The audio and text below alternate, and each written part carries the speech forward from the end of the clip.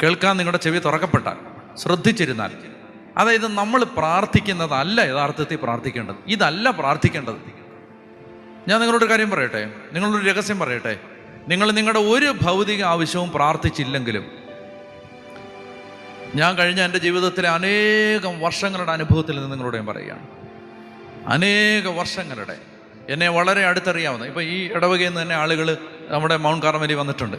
വന്നിട്ട് അവരെന്നോട് ചോദിച്ചിട്ടുണ്ട്, അച്ഛാ ഇതൊക്കെ എങ്ങനെയാണ് നടക്കുന്നേ, ഇതെങ്ങനെയാണ് റൺ ചെയ്യുന്നേ, എങ്ങനെയാണ് ഇത് ആരാണ് ഇത് സഹായിക്കുന്നത്? എന്തെല്ലോ കാര്യങ്ങളാണ് നടക്കുന്നത് ലോകത്തിൻ്റെ നാനാഭാഗത്ത്. ഒത്തിരി കാര്യങ്ങൾ നടക്കുന്നുണ്ട്. വടക്കേ ഇന്ത്യയിൽ ഒരുപാട് മിഷൻ വർക്ക് ചെയ്യുന്നുണ്ട് നമ്മളിപ്പോൾ. ആന്ധ്രയിൽ, ഛത്തീസ്ഗഡിൽ, ഒറീസയിൽ, പഞ്ചാബിൽ പള്ളികൾ പണിയുന്നുണ്ട്, ഗ്രാമങ്ങളിൽ സുവിശേഷ വേല ചെയ്യുന്നുണ്ട്. ഒരുപാട് കാര്യങ്ങൾ എങ്ങനെ നടക്കുന്നത്? അപ്പോൾ അത്ഭുതത്തോടെ ചോദിച്ചിട്ടുണ്ട്,